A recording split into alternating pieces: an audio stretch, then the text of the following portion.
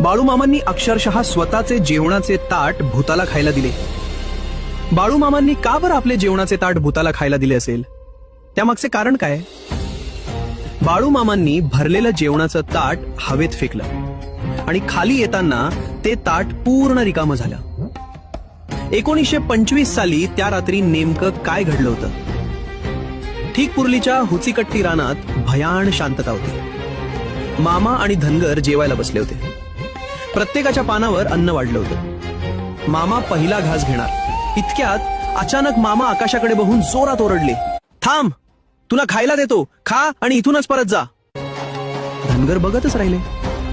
मामांनी समोरचं ताट पूर्ण ताकदीने आकाशात भिरकावलं. क्षणार्धात ते ताट खाली आलं. पण गंमत म्हणजे त्यात अन्नाचा एकही दाणा शिल्लक नव्हता. सगळे थरथर कापू लागले.